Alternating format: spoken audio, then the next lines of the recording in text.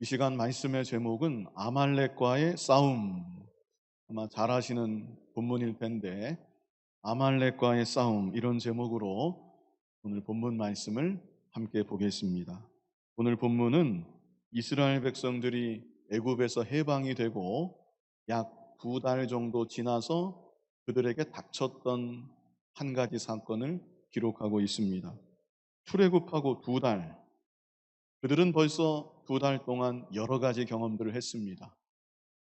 타는 듯한 갈증, 물이 먹고 싶지만 물이 없어서 타는 듯한 목마름을 경험했습니다.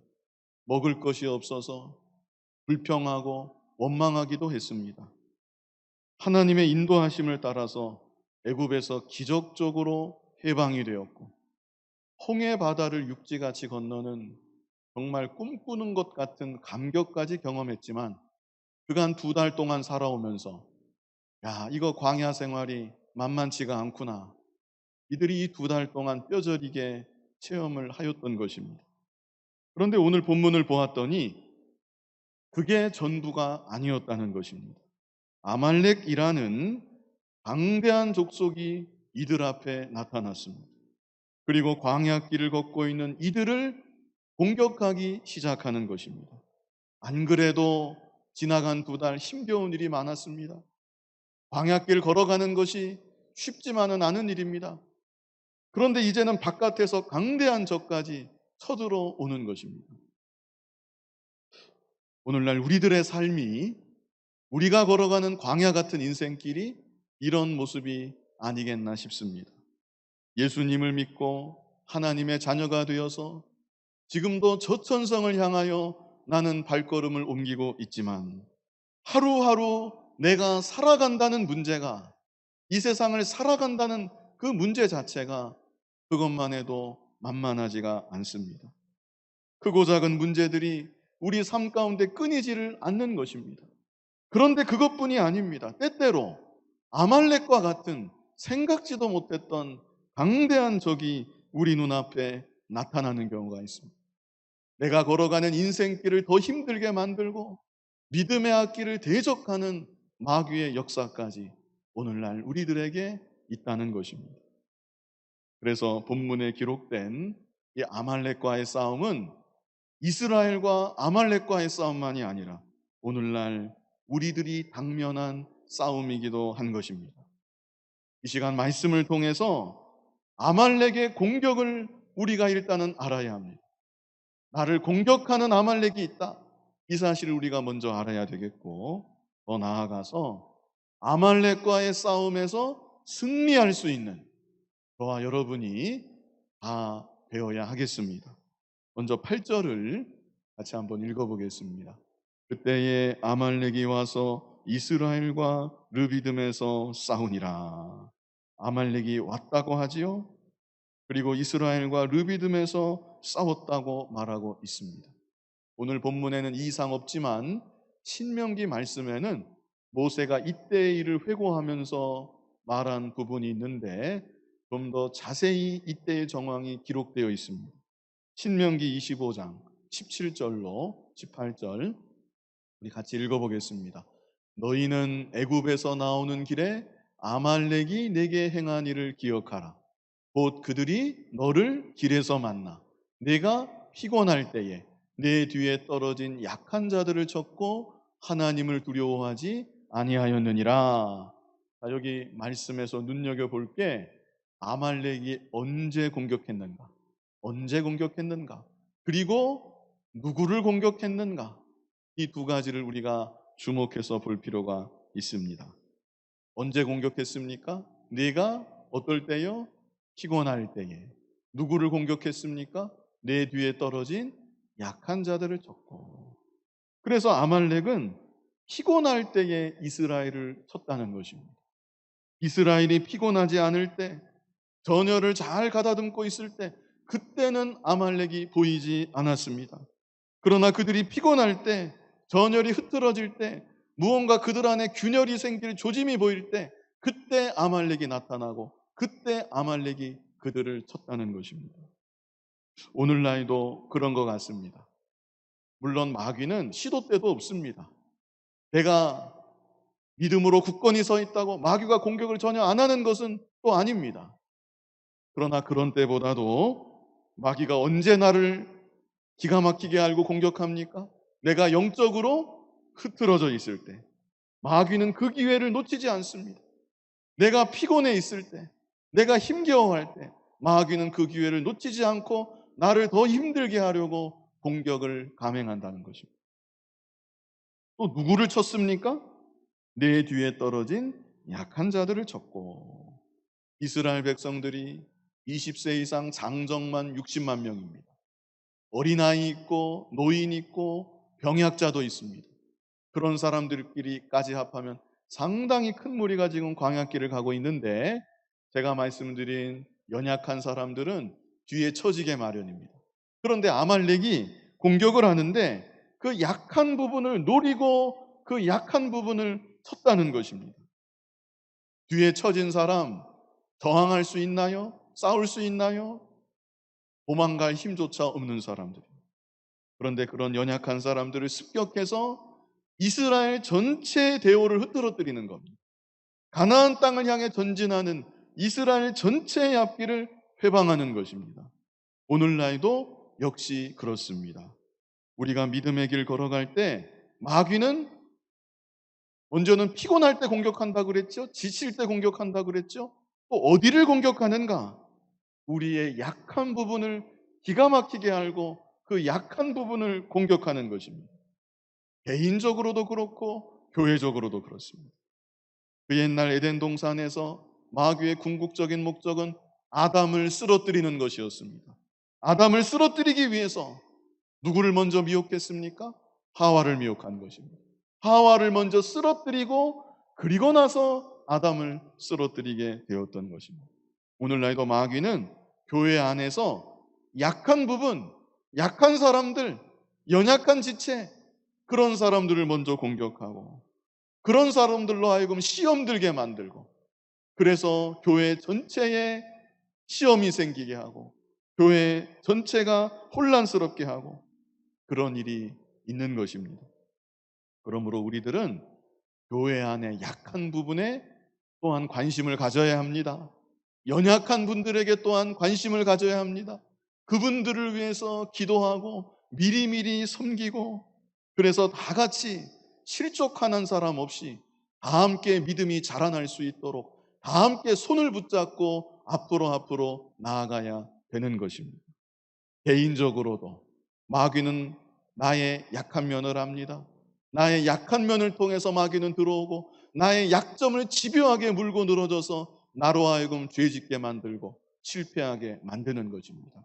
가령 나는 조금 잘하는 일이 있으면 교만이 쉽게 들어오는 약점이 있다. 그렇다면 마귀가 그 약점을 알아서 교만하도록 만듭니다. 교만하도록 만들어서 내 믿음이 손해나게 만들고 내 주변의 다른 사람들 믿음도 손해나도록 만드는 것입니다. 혈기 부리는 것이 내 약점이다. 마귀가 그 약점을 나보다 더 잘합니다. 그 약점을 통해서 또 공격하고 어떻게 해서든지 혈기가 나오게끔 마귀가 상황을 조정하고 만드는 것입니다. 남의 말에 쉽게 오해한다. 남의 말에 쉽게 상처를 받는다. 또 그 약점을 기가 막히게 알아서 유독 그런 사람들만 건드리는 겁니다, 마귀는. 그래서 믿음이 더 이상 자라나지 못하게 주저앉아 버리게 만들고, 오늘날도 마귀는 그렇게 약점을 통해서 공격을 하는 것입니다. 그래서 우리들이 자기를 알아야 합니다. 내 약점이 무엇인가? 자기가 그걸 알아야 합니다. 약점이 많은 게 아니에요. 대부분 한 가지, 두 가지. 그 한 가지, 두 가지 때문에 넘어지고 실패하고 손해 끼치는 겁니다. 자기 약점이 무엇인지 정확하게 파악해서 그 약점을 붙잡고, 이제 기도해야 된다는 얘기 나오지만 약점을 붙잡고 기도하고 약점 때문에 실패하고 넘어지는 일이 없도록 늘 삼가 조심해야 되는 것입니다. 그렇다면 구체적으로 아말렉의 공격을 맞아서 우리는 개인적으로 교회적으로 어떻게 싸워야 승리할 수 있는가? 그 비결이 9절로 13절에 기록되어 있습니다. 본문 9절을 같이 한번 읽어보겠습니다. 모세가 여호수아에게 이르되 우리를 위하여 사람을 택하여 나가서 아말렉과 싸우라. 내일 내가 하나님의 지팡이를 손에 잡고 산꼭대기에 서리라. 지도자 모세가 자기는 전쟁터에 나가지 않겠다는 것입니다. 모세가 나가야 백성들의 사기도 올라가고 모세가 함께해야 전쟁에서 더 쉽게 승리할 수 있을 것 같은데 모세는 나는 그렇게 하지 않겠다 말하고 여호수아를 세워서 백성들을 택하게 하고 아말렉과 싸우라고 명하는 것입니다. 그리고 모세는 어떻게 해요? 지팡이를 손에 잡고 산꼭대기에 서겠다고 말하는 것입니다. 이어서 본문 10절로 11절을 같이 읽어보겠습니다. 여호수아가 모세의 말대로 행하여 아말렉과 싸우고 모세와 아론과 훌은 산꼭대기에 올라가서 모세가 손을 들면 이스라엘이 이기고 손을 내리면 아말렉이 이기더니 잘 아시는 장면이죠. 이 장면을 잊어서는 안 됩니다. 우리 마음판에 이 장면을 새겨야 합니다. 모세가 손을 들면 어떻게 됩니까? 모세가 손을 들면 이스라엘이 이기고 모세가 손을 내리면 아말렉이 이기는 것입니다. 이거는 눈에 표가 나도록 명백하게 보이는 장면입니다. 지금 모세는 산꼭대기에 서 있는데 자기가 손을 올리느냐 내리느냐 그 여부에 따라서 전세가 엎치락 뒤치락 왔다 갔다 눈에 보이도록 표시가 확확 나는 것입니다. 그렇다면 모세가 꼭 아니라도 그 누가 되었든지 자기 손을 내리고 싶은 사람이 어디에 있겠습니까?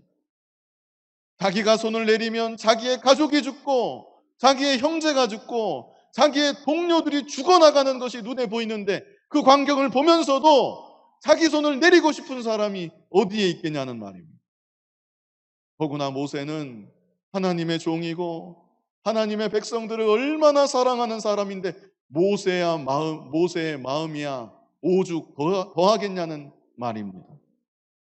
그러나 어떻게 됩니까?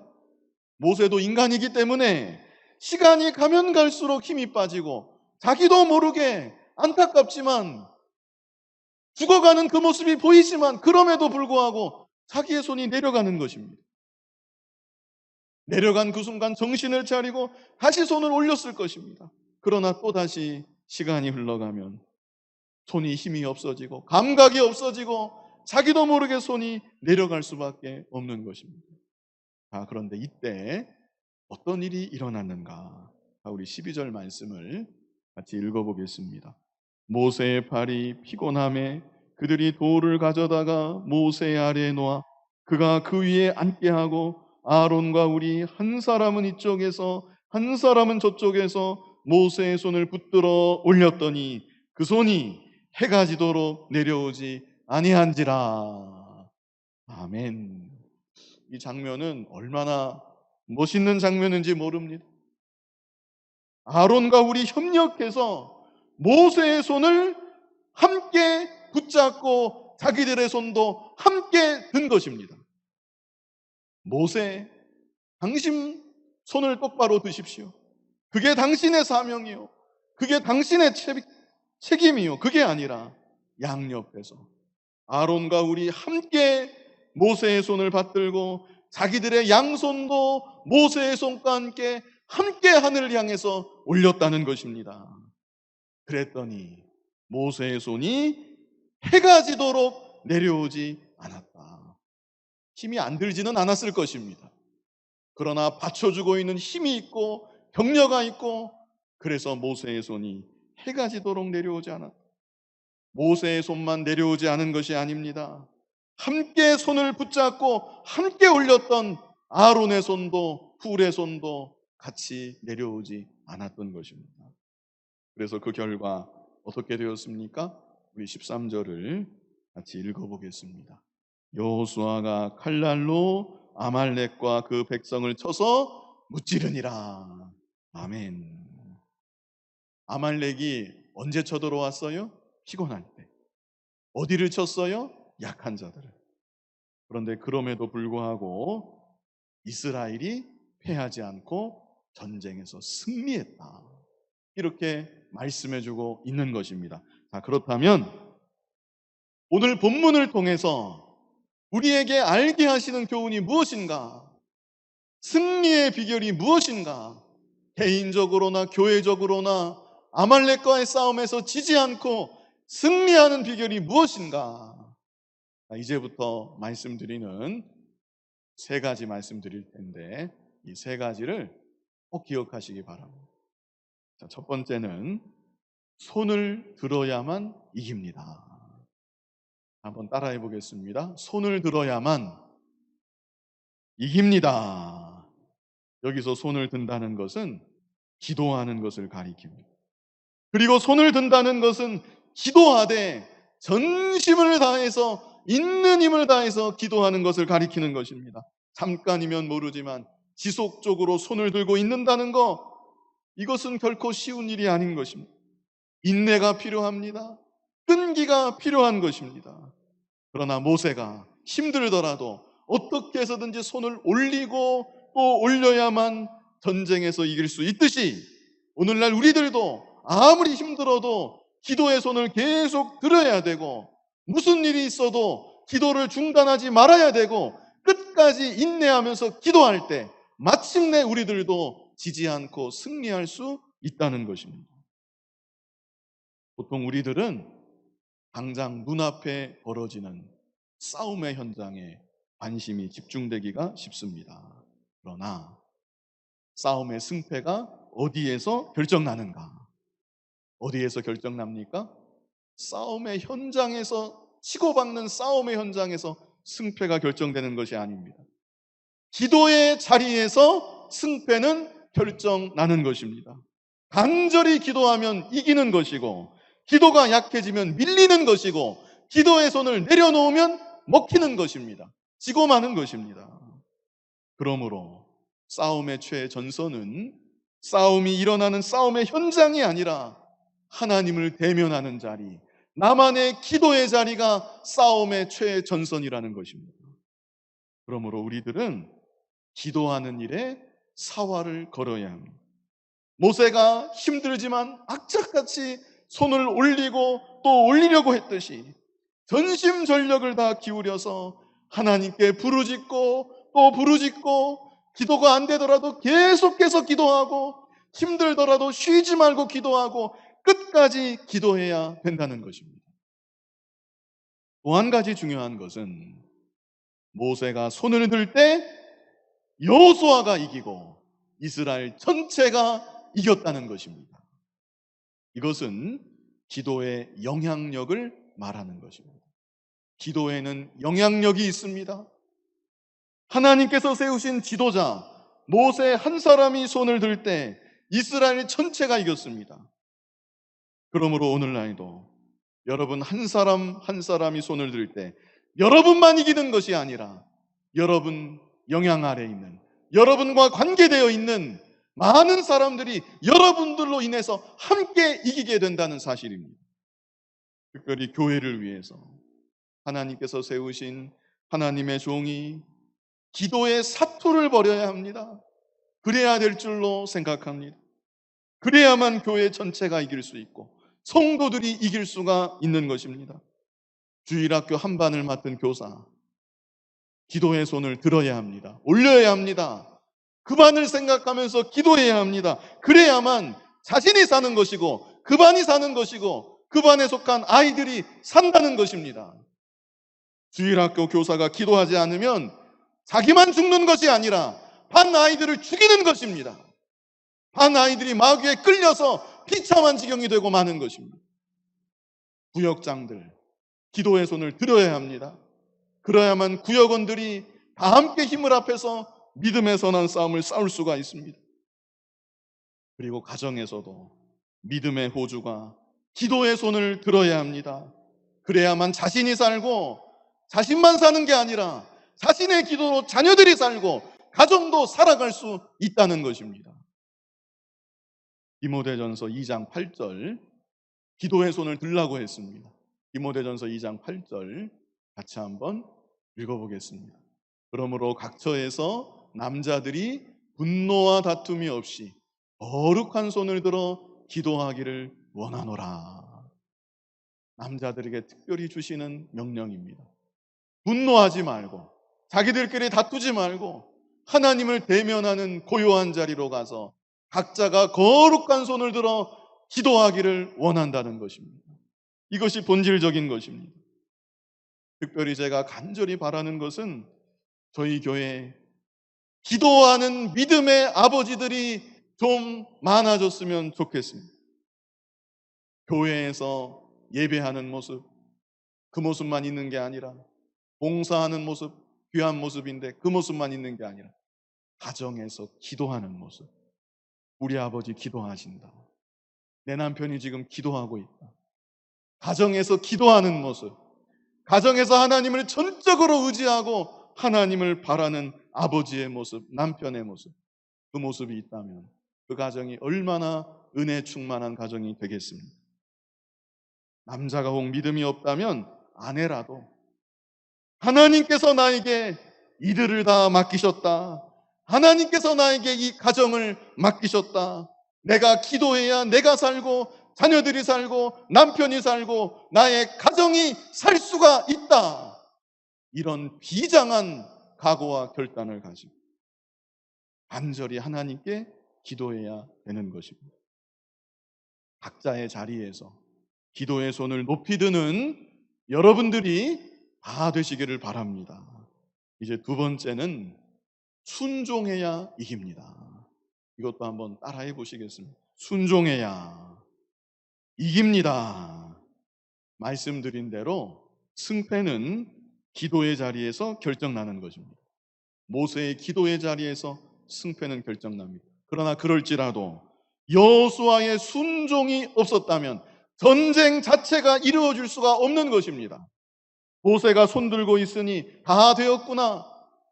여호수아가 가만히 있는다든지 아니면 뒤돌아서 집으로 돌아간다든지 그러면 하나님의 역사는 결코 나타날 수가 없는 것입니다. 그러나 여호수아는 모세의 명을 받들어 싸움의 현장에 가서 생명을 걸고 싸웠던 것입니다. 그럴 때 모세의 기도를 통해 하나님의 능력이 나타나고 전쟁에서 승리의 열매를 거둘 수가 있었던 것입니다. 그러므로 오늘날 우리들도 두 가지를 다 중요하게 생각해야 합니다. 물론 승패는 기도의 자리에서 결판이 나는 것입니다. 싸움의 최전선은 싸움의 현장이 아니라 문제가 있는 그 현장이 아니라 기도의 자리라는 것. 이거는 너무나 중요한 사실입니다. 그러나 우리들은 기도할 뿐 아니라 또한 우리의 삶의 자리로 돌아가서 우리에게 주신 사명을 따라 하나님의 뜻에 순종하며 나아가야 되는 것입니다. 그래서 기도하고 순종하고 또 기도하고 또 순종하고 그럴 때 개인적으로나 교회적으로나 마귀와의 싸움에 지지 않고 승리할 수가 있는 것입니다. 기도는 한다고 하는데 순종하지 않는다. 그것은 열매를 다 맺혀놓고 열매를 거두지 못하고 있는 것과 마찬가지입니다. 기도는 안 하면서 그저 열심히 산다. 기도는 안 하면서 그저 교회적으로도 사업을 계획하고 무언가 일을 막 하려고 한다. 이것은 열매 없는 헛된 수고에 지나지가 않는 것입니다. 우리에게는 양대 전선이 있습니다. 두 가지 전선이 있습니다. 첫째는 기도의 전선, 둘째는 순종의 전선. 최전방은 어디입니까? 최전방은 기도의 전선입니다. 기도의 전선에서 승패는 결정이 나는 것입니다. 그러나 순종의 전선에서 우리는 순종해야 되고 순종의 전선에서 순종함으로 승리의 열매를 거둘 수가 있다는 것입니다. 이제 마지막 세 번째, 일치단결해야 이깁니다. 이것도 한번 같이 해보실까요? 일치단결해야 이깁니다. 이것은 특별히 공동체적으로 교회의 모든 지체들이 일치 단결할 때 이긴다는 거, 교회가 승리한다는 거, 이 사실을 교훈하여 주십니다. 모세가 손을 들고 기도했죠. 아론과 홀은 돌을 가져다가 앉게 하고 양쪽에서 받쳐 올렸지요. 여호수아는 모세의 명을 받들어 싸움의 현장에서 생명 걸고 힘써 싸웠습니다. 이렇게 세 부류가 각기 자기의 자리에서 자기의 사명을 다하고 일치단결함으로 아말렉과의 싸움에서 승리할 수가 있었던 것입니다. 모세가 아무리 손을 들려고 해도 여호수아가 싸우지 않는다. 그러면 그거 참 큰 문제입니다. 여호수아는 열심히 싸우고 아론과 홀은 지친 모세를 받들어줄 마음의 준비가 다 되어 있는데, 문제는 모세가 나는 더 이상 못하겠다, 난 힘들어서 더 이상 못해, 뒤로 넘어가 버리면 그것도 안 되는 것입니다. 여호수아는 자기의 자리에서 힘써 싸우고 모세는 손을 들고 있고, 그런데 아론과 홀이 그런 모세 뒷짐지고 지켜만 보고 있어도 안 되는 것입니다. 그런데 이스라엘 백성들은 이 세 부류가 모두가 어떻게 했어요? 한 마음 한 뜻이 되어서 자기 일을 감당하고 모두가 일치단결해서 협력했던 것입니다. 목적은 한 가지입니다. 목적이 뭐예요? 승리하는 것입니다. 아말렉과의 싸움에서 승리하는 것, 하나님께 모든 영광을 돌리는 것, 그 목적 한 가지로 모든 부류가 한 마음 한 뜻으로 뭉쳤던 것입니다. 오늘날도 어떤 교회가 승리하는 교회가 되는가? 모든 성도들이 다 자기의 자리를 지키고 자기의 사명을 감당하고 서로가 협력하고 일치 단결하며 나아갈 때 그 교회야말로 승리하는 교회가 되는 것입니다. 우리에게도 목적은 단 한 가지입니다. 승리하는 것입니다. 교회가 이기는 것, 그것이 우리의 목적입니다. 하나님의 나라가 잘 되는 것, 그것이 우리의 목적인 것입니다. 그래서 오직 하나님께만 영광을 돌리는 것, 그것이 우리 모두의 유일한 목적이요, 그 목적 아래서 우리도 한마음 한뜻이 되고 일치단결해서 협력하여 나아가야 된다는 것입니다. 이제 본문의 사건을 마무리하면서 하나님의 선언이 있습니다. 본문 14절 같이 한번 읽어보겠습니다. 여호와께서 모세에게 이르시되 이것을 책에 기록하여 기념하게 하고 여호수아의 귀에 외워 들리라. 내가 아말렉을 없이 하여 천하에서 기억도 못하게 하리라. 여호수아는 모세의 후계자가 될 사람이죠. 이런 여호수아에게 근본 전투의 기록을 아예 외워서 들리도록 해라. 귀에 못이 박히도록, 가슴에 새겨지도록 이 전투 기록을 알게 하라는 것입니다. 이게 그만큼 중요한 것입니다. 아말렉과의 싸움에서 어떻게 하면 승리할 수 있는지 너무나 중요하기 때문에 이 비결을 잊지 않고 마음에 새겨지도록 하라고 말씀해주고 있습니다. 우리 마음에 새겨야 되는 거죠. 그리고 하나님께서 선언하십니다. 내가 아말렉을 없이 하여 천하에서 기억도 못하게 하리라. 얼마나 무서운 말씀입니다. 하나님 구원운동에 손해주고 하나님 구원운동에 방해하고 하나님께서 심판하십니다. 교회를 핍박하는 나라가 잘 될 수가 없는 것입니다. 하나님께서 그 나라를 심판하시고 멸하시는 것입니다. 15절로 16절 같이 한번 읽어보겠습니다.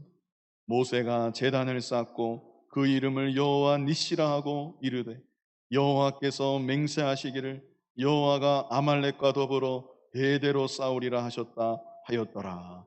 대대로 싸우리라. 하나님이 대대로 오늘날에도 아말렉과의 싸움이 있는데 누가 싸워주세요? 하나님이 싸우신다. 하나님이 대대로 이 시대도 앞으로 예수님 재림하실 때까지 하나님이 싸우리라 이렇게 말씀하시고, 여호와 니시라는 말이 15절에 있습니다. 여호와의 니시는 여호와의 깃발이라는 뜻인데 여호와께서 승리케 하신다, 이런 의미가 있습니다. 16절과 같은 것입니다.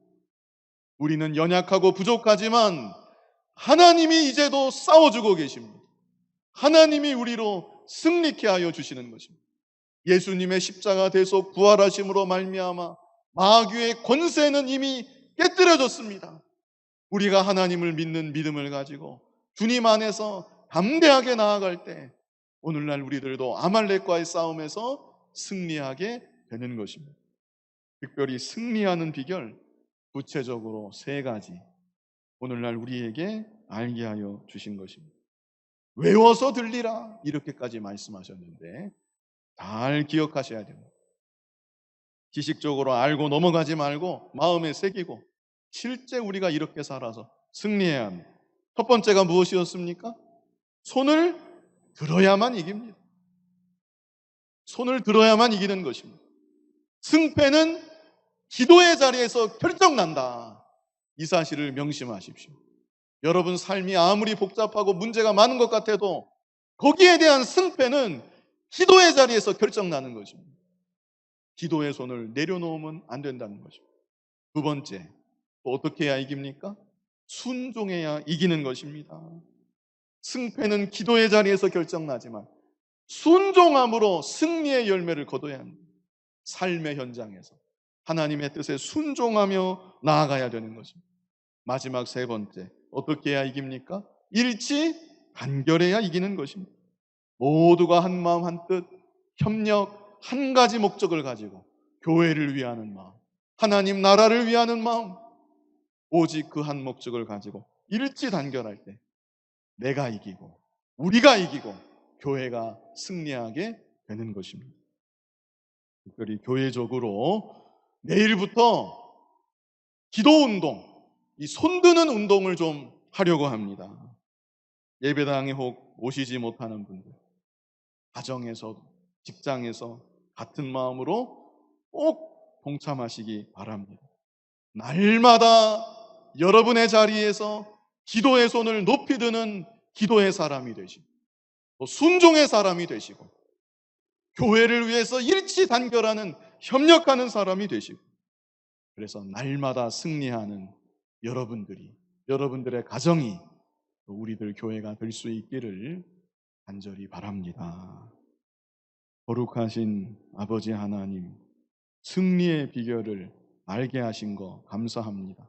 싸움의 최전선은 싸움의 현장이 아니라 기도의 자리라고 알게 하여 주셨사오니 기도의 손을 높이 드는 우리들이 되게 하여 주시고 순종의 전선에서 순종하는 우리들이 되게 하여 주시고 일치 단결해서 한 마음 한 뜻으로 한 목적을 향하여 협력함으로 모두가 다 승리하는 길을 걸어갈 수 있도록 인도하여 주시옵소서.